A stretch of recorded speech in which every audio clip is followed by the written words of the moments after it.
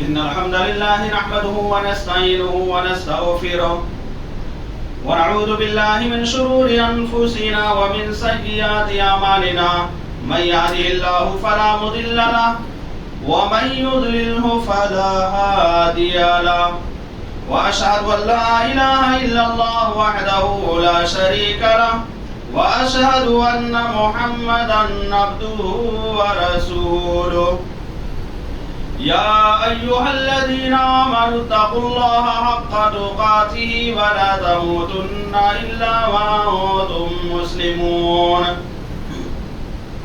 يا أيها الناس اتقوا ربكم الذي خلقكم من نفس واحدة وخلق منها زوجها وبث منهما رجالا كثيرا ونساء واتقوا الله الذي تساءلون به والأرحام إن الله كان عليكم رقيبا يا أيها الذين آمنوا اتقوا الله وقولوا قولا سديدا يصلح لكم أعمالكم ويغفر لكم ذنوبكم ومن يطع الله ورسوله فقد فاز فوزا عظيما أما بعد فإن خير الحديث كتاب الله وخير الهدي هدي محمد صلى الله عليه وسلم وشر الأمور محدثاتها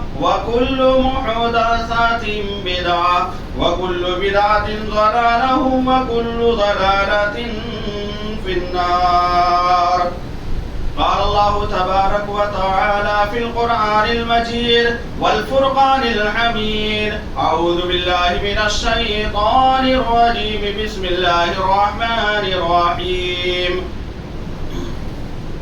قاف والقرآن المجيد بل عجبوا أن جاءهم منذر منهم فقال الكافرون هذا شيء عجيب أإذا متنا وكنا ترابا ذلك رجع بعيد قد علمنا ما تنقص الأرض منهم وعندنا كتاب حفيظ بل كذبوا بالحق لما جاءهم فهم في أمر مريج أفلم ينظروا إلى السماء فوقهم كيف بنيناها وزيناها وما لها من فروج والأرض مددناها وألقينا فيها رواسي وأنبتنا فيها من كل زوج بهيج تبصرة وذكرى لكل عبد منيب ونزلنا من السماء ماء مباركا فأنبتنا به جنات وحب الحصيد والنخل باسقات لها طلع نضيد رزقا للعباد وأحيينا به بلدة ميتا كذلك الخروج كذبت قبلهم قوم نوح وأصحاب الرس وثمود وعاد وفرعون وإخوان لوط وأصحاب الأيكة وقوم تبع كل كذب الرسل فحق وعيد أفأعينا بالخلق الأول بل هم في لبس من خلق جديد. قال الله تبارك وتعالى في القرآن المجيد قال إني عبد الله آتاني الكتاب وجعلني نبيا وجعلني مباركا أينما كنت وأوصاني بالصلاة والزكاة ما دمت حيا. معزز سامعین، حاضرین جمعہ، تمام قسم کی تعریفات و توصیفات اللہ رب العالمین کے لیے لائق و زیبا ہے، جس نے ہم تمام انسانوں کو پیدا کیا اور پیدا کرنے کے بعد ہماری رشد و ہدایت کے خاطر بہت سارے انبیاء کرام کو اس روئے زمین پر مبعوث کیا، بھیجا. انہی انبیاء کرام میں سے آخری کڑی ہمارے آخری نبی جناب محمد عربی صلی اللہ علیہ وسلم ہیں، جنہوں نے ہم تمام لوگوں کو شریعت محمدیہ پر چلنے کا طریقہ بتلایا، شریعت کے مطابق زندگی گزارنے کا طریقہ بتلایا، اور شریعت کے جتنے قوانین تھے ان سارے قوانین کو ہم تمام لوگوں کے سامنے پیش کیا، اور آخری وقت میں آپ نے یہ بتلا دیا کہ میں تم لوگوں کے درمیان دو ہی چیزیں چھوڑ کر کے جا رہا ہوں، اگر تم لوگ ان دونوں چیزوں کو مضبوطی کے ساتھ پکڑے رہو گے، ان دونوں چیزوں کو مضبوطی کے ساتھ اپنی زندگی میں نافذ کرو گے تو کبھی بھی گمراہ نہیں ہو سکو گے۔ ایک ہے کتاب اللہ اور دوسری چیز ہے سنت رسول، یعنی نبی کریم صلی اللہ علیہ وسلم کی احادیث مبارکہ۔ حضرات گرامی قدر، ابھی میں نے آپ حضرات کے سامنے خطبہ مسنونہ کے بعد سورہ مریم کی ایک آیت کریمہ تلاوت کی ہے۔ یہ آیت کریمہ حضرت عیسیٰ علیہ السلام کی وہ گفتگو ہے جو انہوں نے بچپن میں ولادت کے بعد، پیدائش کے بعد اپنی ماں کی گود میں معجزانہ طور پر لوگوں کے سامنے کیا تھا۔ گویا کہ اس آیت کریمہ میں حضرت عیسیٰ علیہ السلام کی وہ گفتگو ہے جو انہوں نے لوگوں کے سامنے کیا تھا۔ اللہ رب العالمین نے اس کا نقشہ قرآن مجید کے اندر کھینچا ہے۔ کہا قال انی عبد اللہ، عیسیٰ علیہ السلام نے لوگوں کے سامنے کہا کہ میں اللہ رب العالمین کا بندہ ہوں، اللہ رب العالمین نے مجھ کو پیدا کیا ہے۔ آتانی الکتاب، عیسیٰ علیہ السلام نے کہا کہ اللہ رب العالمین نے مجھ کو کتاب سے نوازا ہے، مجھ کو کتاب عطا کیا ہے۔ وجعلنی نبیا، اور اللہ رب العالمین نے مجھ کو نبوت کے لیے انتخاب کر لیا ہے، گویا کہ اللہ رب العالمین نے مجھ کو اپنا نبی اور رسول بنا دیا ہے۔ وجعلنی مبارکا اینما کنت، عیسیٰ علیہ السلام نے کہا کہ اللہ رب العالمین نے مجھے باعث خیر و برکت بنا دیا ہے، میں جہاں کہیں بھی رہوں وہ برکت اور اس برکت کا فائدہ لوگ اٹھاتے رہیں گے، اس برکت کا فائدہ لوگوں کو پہنچتا رہے گا۔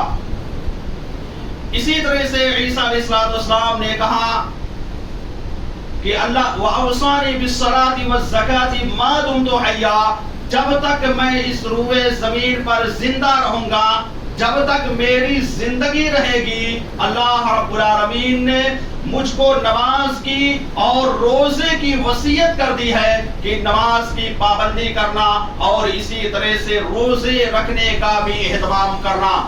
یہ حضرت عیسیٰ علیہ السلام کی وہ گفتگو ہے جو انہوں نے لوگوں کے سامنے معجزانہ طور پر کیا تھا۔ اللہ رب العالمین نے بچپن میں عیسیٰ علیہ السلام کو بولنے کی صلاحیت عطا کی اور لوگوں کے سامنے انہوں نے باقاعدہ ہم کلام ہو کر کے لوگوں سے گفتگو کیا۔ آئیے دیکھنے کی، سمجھنے کی کوشش کرتے ہیں کہ آخر وہ کون سی برکت ہے جو عیسیٰ علیہ السلام کے اندر موجود تھی، جس برکت کی بنیاد پر انہوں نے کہا تھا وَجَعَلَنِي مُبَارَكًا، کہ اللہ رب العالمین نے مجھ کو باعث خیر و برکت بنا دیا ہے، اَيْنَمَا كُنْتَ، میں جہاں کی کہیں بھی رہوں گا وہ برکت اور وہ فائدہ لوگوں کو پہنچتا رہے گا۔ اللہ رب العالمین نے حضرت عیسیٰ علیہ السلام کو بہت ساری خصوصیات سے نواز رکھا تھا۔ عیسیٰ علیہ السلام یا اسی طرح سے جو بھی انبیاء، جو بھی رسول علیہم السلام اس روئے زمین پر آئے، وہ لوگوں کے لیے اس لیے باعث خیر و برکت ہوتے تھے، لوگوں کے حق میں فائدے مند ثابت ہوتے تھے۔ اس کی سب سے بڑی وجہ یہی ہے کہ اللہ رب العالمین ان کے ذریعے سے لوگوں کو ہدایت کے راستے پر لا کر کے گامزن کرتا تھا، لوگوں کو ضلالت و گمراہی کے عمیق گڈھے سے بہکے ہوئے لوگوں کو نکال کر کے صراط مستقیم پر انہی انبیاء کرام علیہم السلام کے ذریعہ سے لاتا تھا. اسی لیے انبیاء کرام علیہم السلام کی زندگی اور خصوصاً عیسیٰ علیہ السلام کی زندگی لوگوں کے لیے باعث خیر و برکت تھی. میرے بھائی اور دوستوں،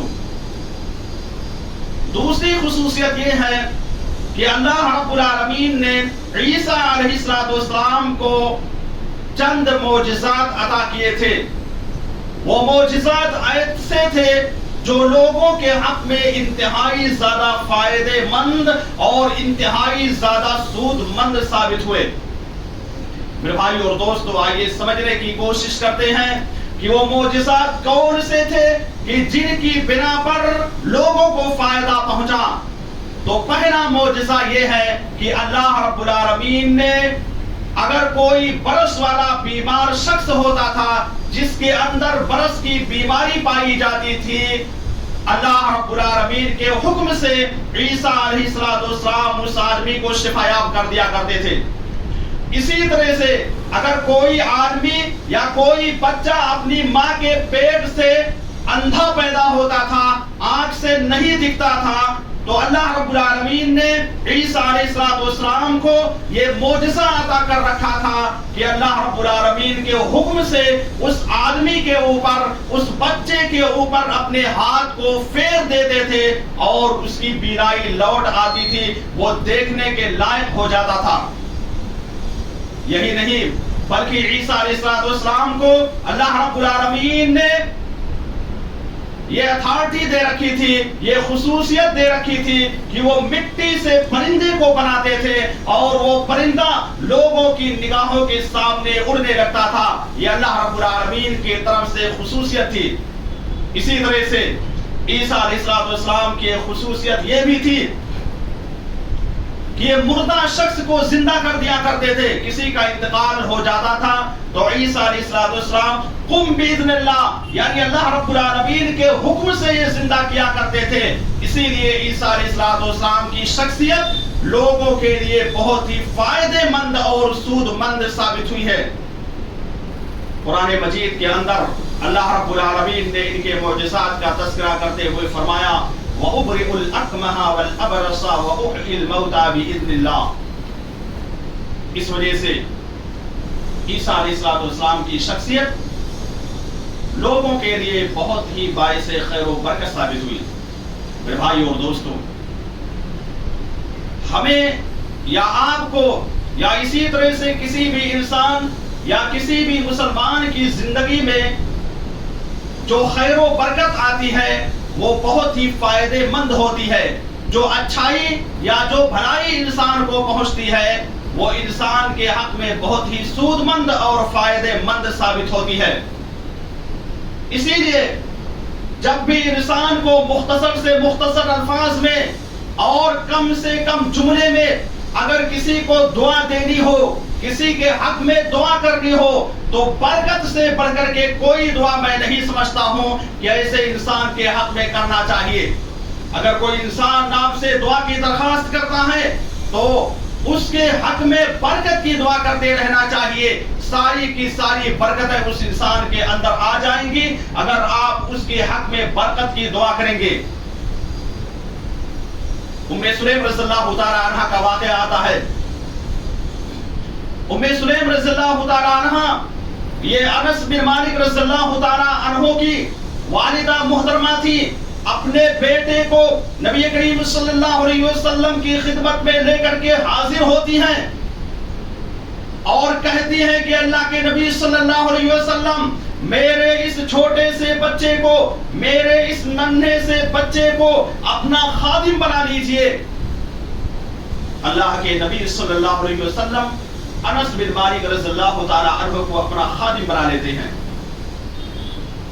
چند دنوں کے بعد ام سلیم رضی اللہ تعالی عنہ پھر اللہ کے نبی صلی اللہ علیہ وسلم کے پاس آتی ہیں اور کہتی ہیں خوئے دمک انس، کہ اللہ کے نبی صلی اللہ علیہ وسلم آپ کے پاس تو بہت سارے خادم موجود ہیں، آپ کی خدمت کرنے والے بہت سارے لوگ موجود ہیں، لیکن یہ میرا چھوٹا سا ننھا سا بچہ، یہ چھوٹا سا آپ کا خادم ہے، اگر آپ ان کے حق میں دعا کر دیجئے تو بہت ہی بہتر ہو جائے گا۔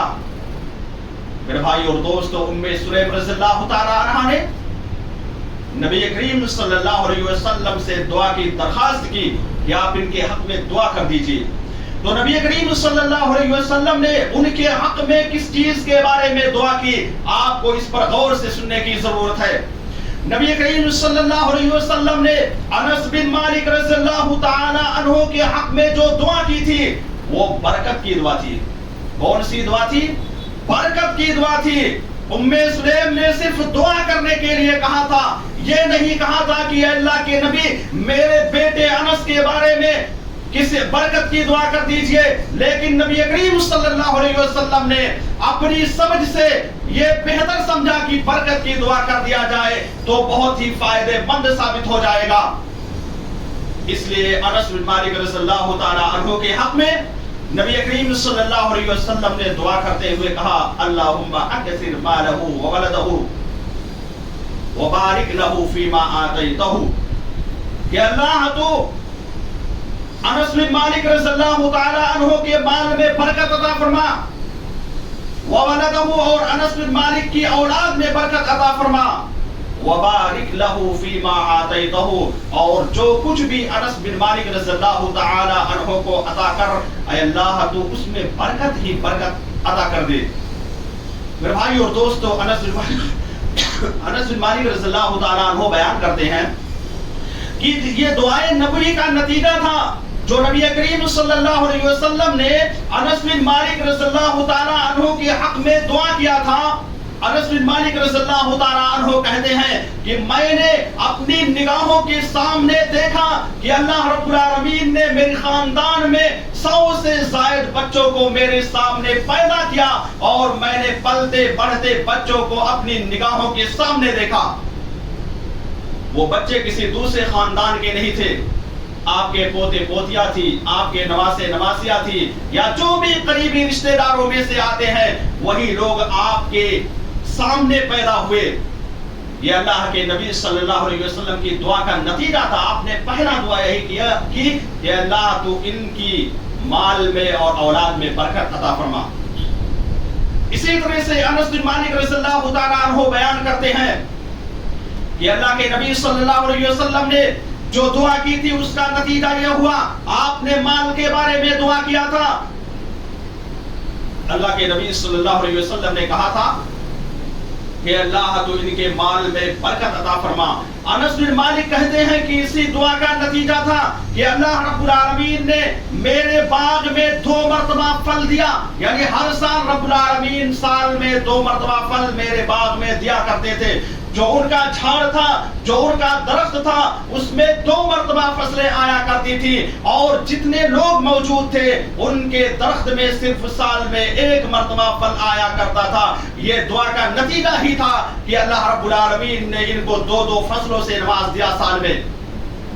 اسی طرح سے علم و عمل کے بارے میں بھی اللہ رب العالمین نے ان کے حق میں دعا کیا تھا، اور وہ بھی ان کے حق میں باعث خیر و برکت ثابت ہوئی۔ یہاں سے مورخین نے ایک نقطہ نقل کیا ہے، اللہ رب العالمین نے جو مال کے بارے میں دعا کیا تھا تو اس کا نتیجہ یہ ہوا کہ ابن سیرین نام کے ایک غلام ان کے موجود تھے جو ان کے پاس رہا کرتے تھے، اور آپ لوگوں کو یہ معلوم ہونا چاہیے کہ غلام یہ آدمی کا مال ہوتا ہے۔ ابن سیرین سے اللہ رب العالمین نے ایک لڑکا پیدا کیا جس کا نام محمد بن سیرین رکھا گیا۔ کیا رکھا گیا؟ محمد رکھا گیا۔ ان کے پاس خوابوں کی ایسی تعبیر پائی جاتی تھی، وہ خوابوں کی تعبیر اتنا بہتر بتاتے تھے کہ صحابہ کرام رضوان اللہ علیہم مجمعین کے بعد 1400 سالہ صدی جو گزر چکی ہے، ان سے بہتر کوئی معبر نہیں آیا، کوئی خوابوں کی تعبیر بتلانے والا صحابہ کے بعد پیدا ہی نہیں ہوا اس روئے زمین پر۔ تو اللہ رب العالمین نے مال کے بارے میں دعا کی جس کا نتیجہ یہ ہوا کہ ابن سیرین میں بھی وہ دعا چلی گئی، چونکہ یہ ان کے غلام تھے اور غلام آدمی کا مال ہوتا ہے۔ تو محمد بن سیرین کو اللہ رب العالمین نے خوابوں کی تعبیر کا بہت ہی بہتر علم عطا کیا تھا۔ وہ وہابی علم اللہ رب العالمین نے ان کو عطا کر رکھا تھا کہ جس کے ذریعے سے یہ خوابوں کی تعبیر بتلا دیا کرتے تھے، اور وہ خواب بالکل پرفیکٹ اور بالکل صحیح ہی ثابت ہوا کرتا تھا۔ یہ محمد بن سیرین کی خصوصیت تھی، یہ تابعین تھے، اللہ رب العالمین نے ان کو اس خصوصیت سے نواز رکھا تھا۔ تو انس بن مالک رضی اللہ تعالی عنہ کی والدہ محترمہ نے اللہ رب العالمین سے جو دعا کرنے کے لیے کہا تھا، اس دعا کا نتیجہ یہ ہوا کہ رب العالمین نے ان کے حق میں برکت کی دعا کر دی۔ آپ نے دعا بھی کی تو برکت کی دعا کی، اور برکت کا نتیجہ یہ ہوا کہ مال میں بھی برکت ہوئی، اور اسی طرح سے اولاد میں بھی برکت ہوئی، علم و عمل میں بھی برکت ثابت ہو گئی۔ اس لیے میرے بھائیوں اور دوستوں، جب اس دوازی زندگی کی شروعات ہوتی ہے، لڑکے لڑکی کی جب شادی ہوتی ہے، نیا گھرانہ جب بن رہا ہوتا ہے، نئے گھرانے کی جب بنیاد پڑ رہی ہوتی ہے، نیا رشتہ جب قائم ہوتا ہے، تو اس وقت ہمیں جو دعا کرنی چاہیے وہ برکت کی دعا کرنا چاہیے۔ کیوں؟ اس لیے کہ نبی کریم صلی اللہ علیہ وسلم نے شادی کے وقت دولہا دلہن کے حق میں یا دلہن کے حق میں یا صرف دولہے کے حق میں اللہ کے نبی صلی اللہ علیہ وسلم نے جو دعا کی تلقین کی ہے، اور جس دعا کو آپ نے مسنون اور جائز قرار دیا ہے، وہ یہی دعا ہے کہ اس کے حق میں برکت کی دعا دی جائے، بارک اللہ لکا وعلیکا وجمع بینکما فی خیر۔ اسی دعا کی تعلیم اللہ کے نبی صلی اللہ علیہ وسلم نے دولہا دلہن کے حق میں کی ہے۔ اسی لیے جب عبد الرحمن بن عوف رضی اللہ تعالی عنہ نے اپنی شادی کر لی،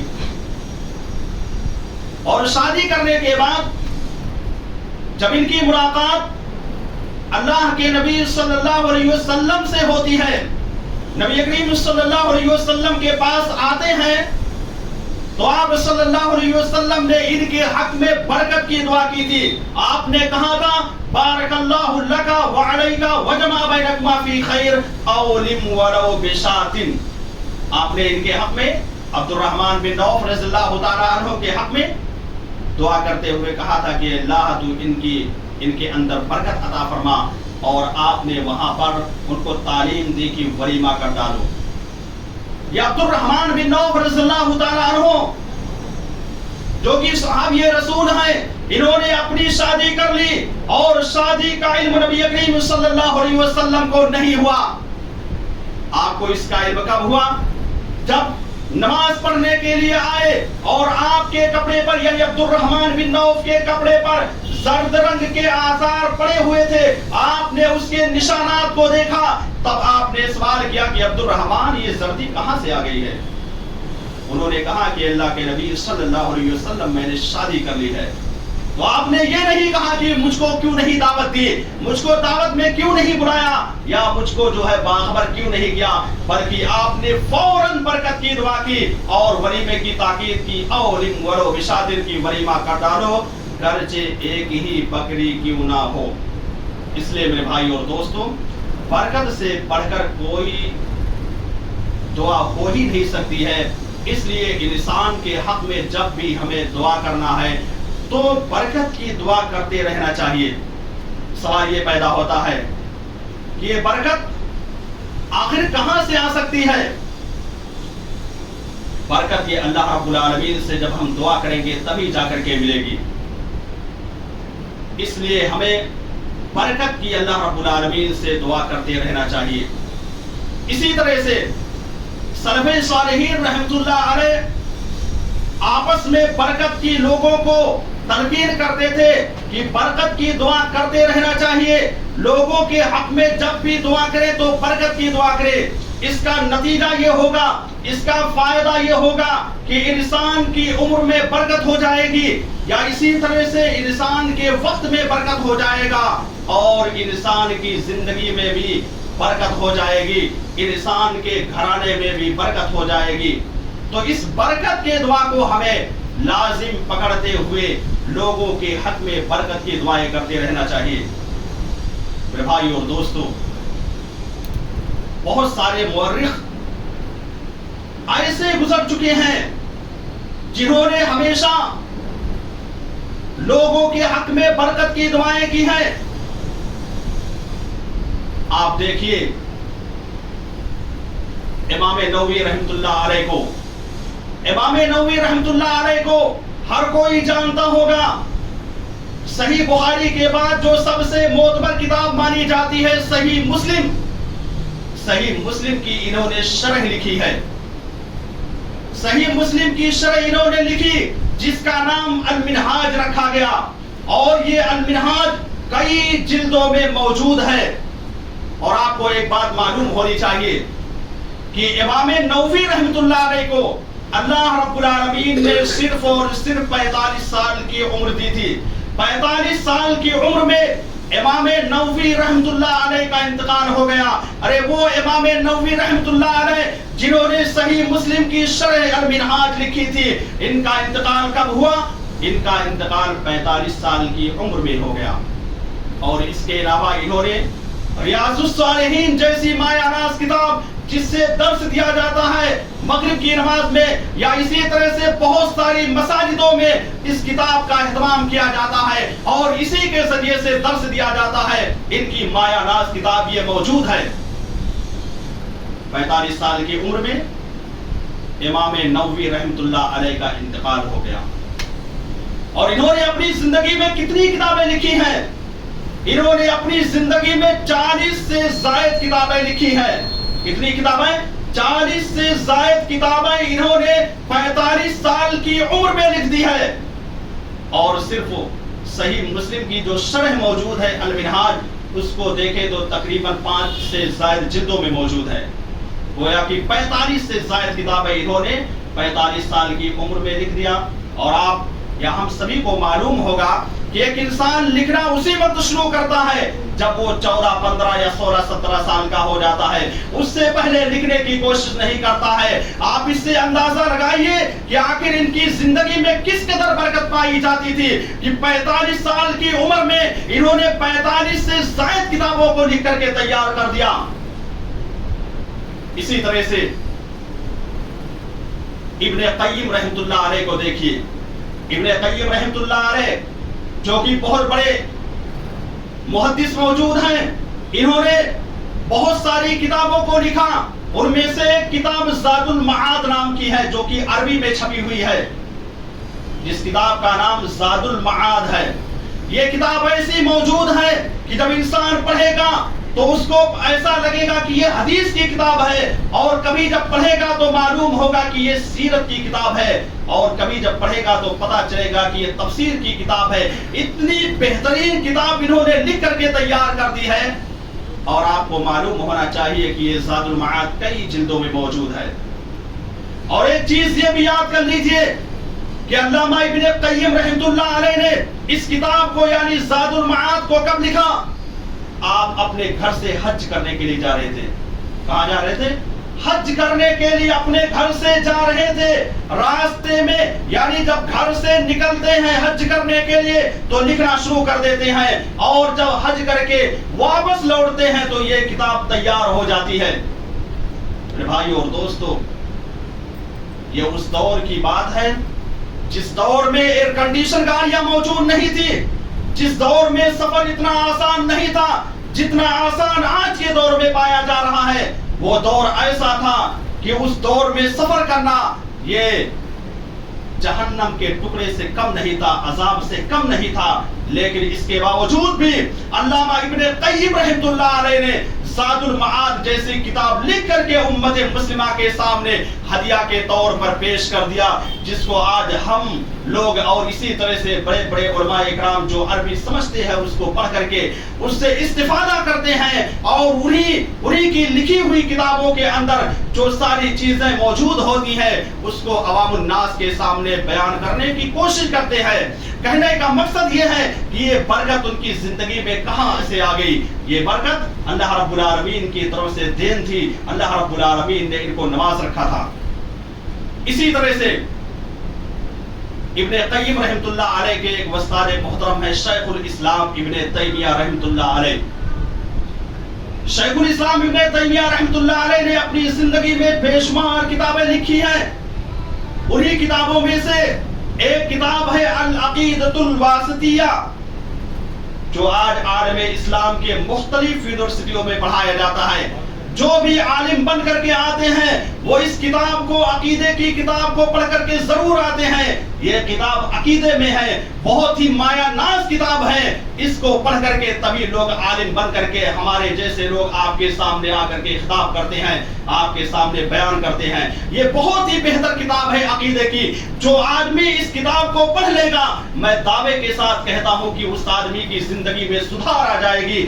وہ آدمی بالکل سیدھے راستے پر چلا آئے گا. اس لیے آج عالم اسلام کے پوری دنیا کی جتنی بھی یونیورسٹیاں ہیں، جہاں جہاں بھی علماء کرام پڑھ رہے ہیں، وہ لوگ اس کتاب کو ضرور پڑھتے ہیں اور اس کی تعلیم کو ضرور حاصل کرتے ہیں.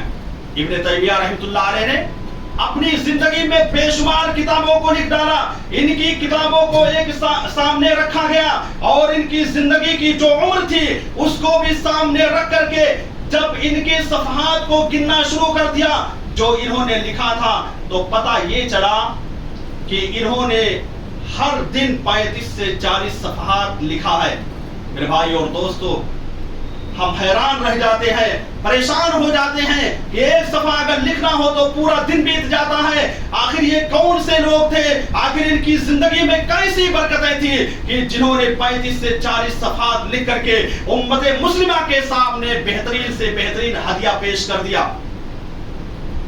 آج ہمیں اتنی لمبی زندگی مل رہی ہے، لیکن اس کے باوجود ہم ان کی کتابوں کو پڑھ ہی نہیں پاتے ہیں.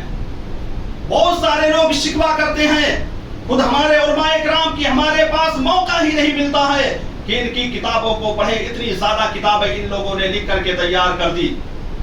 یہ برکت تھی اللہ رب العالمین کی طرف سے.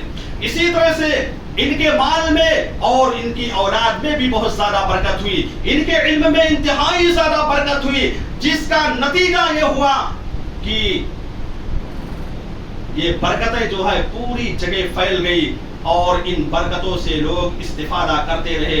لوگوں نے ان کی برکتوں سے فائدہ بھی اٹھایا. کہنے کا مقصد یہ ہے کہ ہمیں اپنی زندگی کے جو اوقات ہیں ان کی قدر کرنی چاہیے. ان کی زندگی میں برکت کی ایک بہت بڑی وجہ یہی ہے کہ ان لوگوں نے اپنی زندگی کے اوقات کی انتہائی زیادہ قدر کی. جو منٹ، جو سیکنڈ ان کو ملتا تھا، جو بھی گھنٹہ ان کو ملتا تھا، اس کو بہت ہی زیادہ غنیمت سمجھتے تھے. آج ہماری حالت کیا ہے؟ ہماری حالت یہ ہے کہ ہم اپنے ٹائم کو فضول چیزوں میں پاس کر دیتے ہیں، فضول چیزوں میں، لایانی چیزوں میں اپنے وقت کو ہم بتا دیتے ہیں، جس کا نتیجہ یہ ہے کہ آج ہماری عمر میں یا ہماری زندگی میں یا ہمارے گھنٹے میں یا ہمارے ہفتے میں یا ہمارے مہینے میں یا ہمارے سال میں برکت ہی نہیں ہے. اتنی جلدی یہ مہینہ ختم ہو جاتا ہے، اتنا جلدی ہفتہ ختم ہو جاتا ہے، اتنا جلدی سال ختم ہو جاتا ہے کہ پتہ ہی نہیں چلتا ہے. ہم کچھ کر بھی نہیں پاتے ہیں، سوچتے رہ جاتے ہیں کہ ہم کو یہ کام کرنا ہے اور پتہ چلا کہ ایک سال بیت گیا. سوچتے ہیں کہ ایک مہینے کے اندر اس کام کو کرنا ہے اور وہ مہینہ ایک ہفتے کے اندر ختم ہو جاتا ہے. ذرہ برابر بھی ہمیں احساس نہیں ہوتا ہے. یہ برکتیں جو اسلاف کے زمانوں میں پائی جاتی تھی، جو ہم سے پہلے کے لوگ گزر چکے ہیں، ان کے زمانے میں جو برکتیں موجود تھی، آج وہ برکتیں ہمارے اندر کیوں نہیں پائی جا رہی ہیں؟ اس کی سب سے بڑی وجہ یہی ہے کہ ہم وقت کی قدر نہیں کرتے ہیں. اور جو انسان وقت کی قدر نہیں کرے گا تو وقت اس کی بھی قدر نہیں کرے گا. جو انسان وقت کی قدر کرے گا وقت اس کی قدر کرے گا. ہمارے اسلاف نے وقت کی بہت قدر کی تھی. ہمارے اسلاف نے جو ہم سے پہلے گزر چکے ہیں، ان لوگوں نے اس کی اہمیت کو سمجھا تھا اور اس کی اہمیت کو سامنے رکھتے ہوئے اپنی زندگی کا جو فارمولہ انہوں نے بنا رکھا تھا اسی کے مطابق ہر کام کرنے کی کوشش کرتے تھے، جس کی وجہ سے اللہ رب العالمین نے ان کی عمر میں انتہائی زیادہ برکت دے رکھا تھا. سوال یہاں پر یہ پیدا ہوتا ہے اور یہ حدیث کے اندر اللہ کے نبی صلی اللہ علیہ وسلم نے بیان بھی کر دیا ہے کہ برکت کیوں نہیں آج ہماری عمر میں ہے. اس کی وجہ یہی ہے کہ ہم لوگ قیامت کے بہت ہی زیادہ قریب ہو گئے ہیں. نبی کریم صلی اللہ علیہ وسلم نے احادیث مبارکہ میں بیان کیا ہے کہ جب قیامت قریب آنے لگے گا تو اتنا جلدی سال ختم ہو جائے گا, انسان یہ محسوس کرے گا کہ گویا ایک مہینے کے اندر یہ سال گزر گیا ہے, یا اسی طرح سے ایک مہینہ ایسے ہی گزرے گا جیسے محسوس ہوگا کہ ایک ہفتے کے اندر یہ مہینہ ختم ہو گیا ہے, اور ایک ہفتہ ایسے ہی گزرے گا جیسے کہ ایک دن کے اندر یہ گزر چکا ہے, ایک گھنٹہ ایک منٹ کے اندر, ایک سیکنڈ کے اندر گزر جائے گا. اس طرح سے انسان کو محسوس ہوگا. تو یہ برکت کے ختم ہونے کی وجہ یہی ہے کہ تقارب زمانہ بالکل قریب آ گیا ہے, ہم قیامت کے انتہائی زیادہ قریب آ گئے ہیں, جس کی وجہ سے آج ہماری عمر میں یا ہمارے رزق میں یا اسی طرح سے اور بھی جو ساری چیزیں موجود ہیں اس سے برکت ختم ہو گئی ہے. اب سوال یہ پیدا ہوتا ہے کہ آخر ہماری زندگی میں برکت کیسے آ سکتی ہے اور ہم برکت کو کیسے حاصل کر سکتے ہیں؟ تو اس کا جواب بھی قرآن و حدیث کے اندر موجود ہے. ایسی بات نہیں ہے کہ جو میں نے اس سے پہلے بیان کیا کہ برکت ختم ہو گئی ہے تو برکت نہیں مل سکتی ہے, جبکہ جب ہم قرآن و حدیث کا مطالعہ کرتے ہیں تو پتہ چلتا ہے کہ برکت ملے گی. اس کے کچھ شرائط قرآن و حدیث کے اندر بیان کیے گئے ہیں. پہلی شرط یہ ہے کہ ہم کو اللہ رب العالمین پر مکمل ایمان رکھنا پڑے گا. کامل طور پر اللہ رب العالمین پر ہمارا جب تک ایمان نہیں ہوگا, ہم نبی کریم صلی اللہ علیہ وسلم کی لائی ہوئی شریعت پر جس طرح سے حق ہے اس طرح سے عمل نہیں کریں گے, اور اپنے عمل کے اندر جو بھی ہم عمل کر رہے ہیں, جو بھی نیکیاں کر رہے ہیں, ان نیکیوں کے اندر اگر تقوی اور پرہیزگاری نہیں پائی جائے گی تو ہماری زندگی میں برکت نہیں آ سکتی ہے.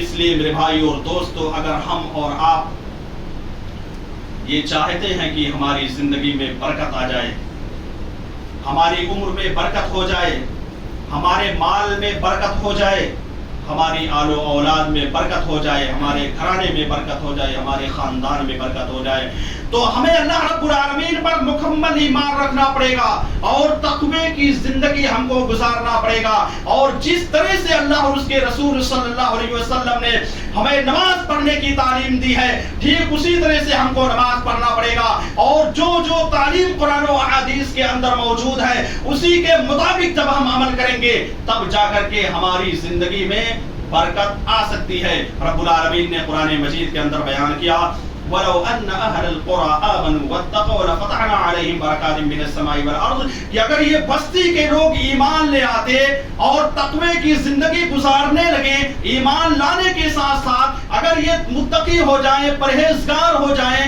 تقوی کی زندگی کو اپنا مشغلہ بنا لے, تو اللہ رب العالمین کہتے ہیں کہ ہم ان کے اوپر آسمان و زمین کی برکت کے دروازے کھول دیں گے.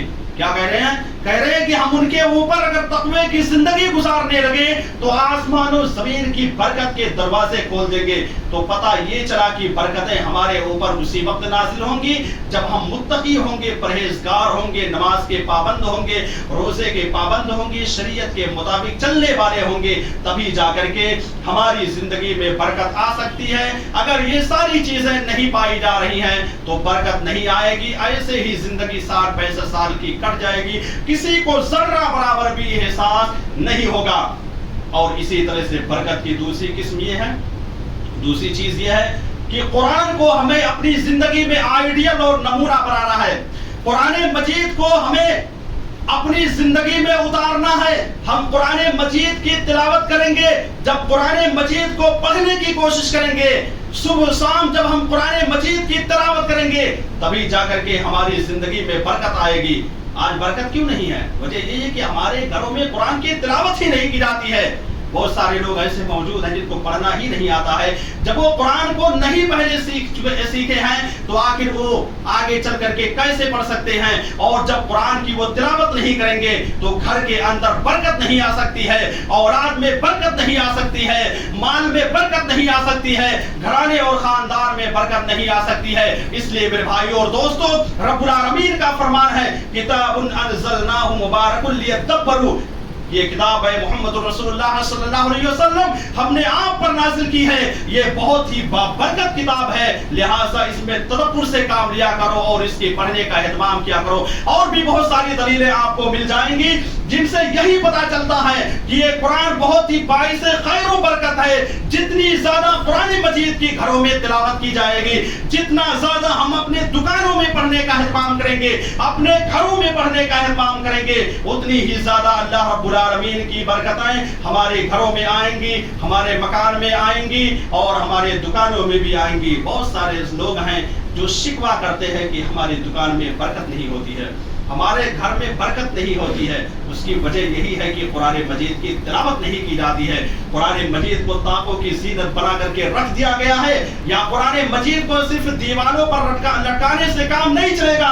قرآن مجید یہ پڑھنے کی کتاب ہے، قرآن مجید یہ تلاوت کی کتاب ہے۔ جب ہم قرآن مجید کی تلاوت کریں گے تبھی جا کر کے ہمارے گھر میں، ہمارے مکان میں، ہمارے دکان میں برکت آئے گی۔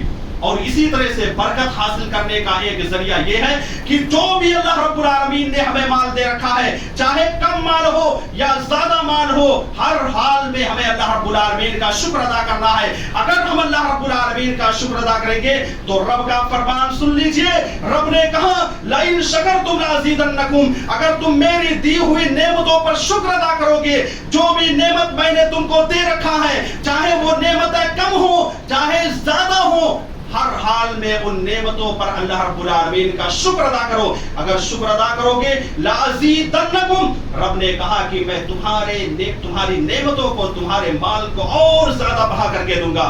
اور آگے آپ نے فرمایا وَلَئِن كَفَرْتُمْ، اور اگر ناشکری کرو گے تو جان لو میرا عذاب انتہائی زیادہ سخت ہے۔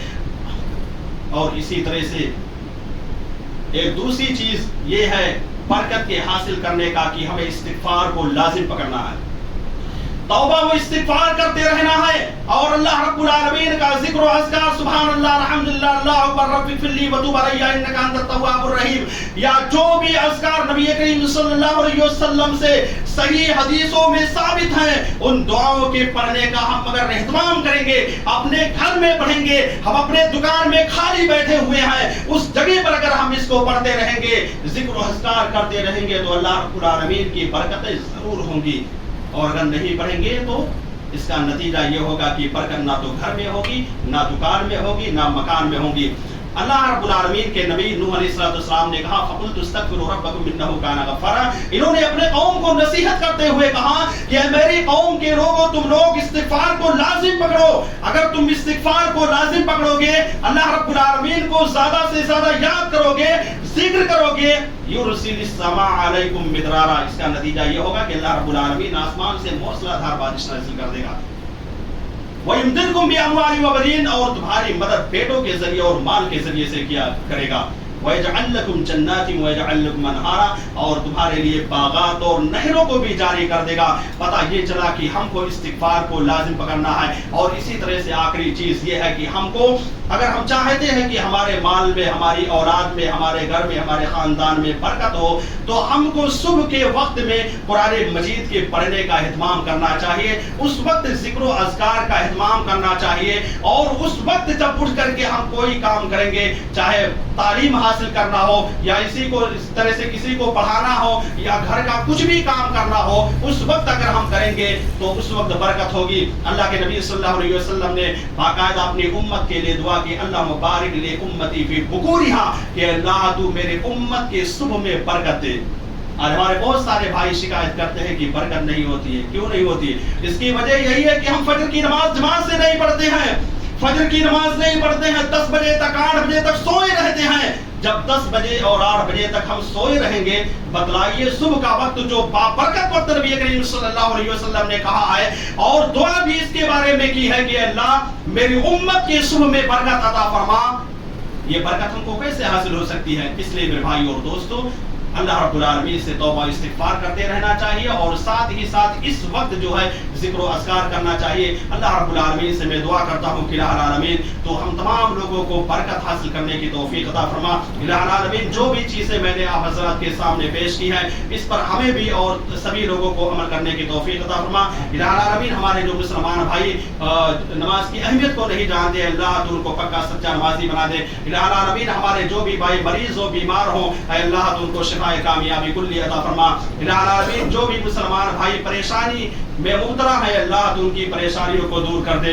اسی طرح سے الہ العالمین سے میں خصوصی طور سے دعا کرتا ہوں کہ الہ العالمین ہمارے جن بھائیوں نے اس مسجد میں تعاون کیا ہے اور الحمدللہ وہ مسجد بن کر کے تیار ہو گئی ہے، اللہ رب العالمین ان کو اس کا بہتر سے بہتر اجر عطا فرما اور ان کے لیے ذخیرہ آخرت بنا، اور ان کو اللہ رب العالمین کی راہ میں زیادہ سے زیادہ خرچ کرنے کی توفیق عطا فرما۔ اور الہ العالمین سے میں یہ بھی دعا کرتا ہوں کہ ہمارے وہ بھائی جنہوں نے اپنے مال کو مسجد میں خرچ نہیں کر پائے ہیں اب تک، اے اللہ تو ان کو توفیق دے دے کہ وہ بھی اپنے مال کو ذخیرہ آخرت کے طور پر اللہ رب العالمین کی راہ میں خرچ کرنے کی کوشش کریں۔ آمین۔ وآخر دعوانا ان الحمدللہ رب العالمین۔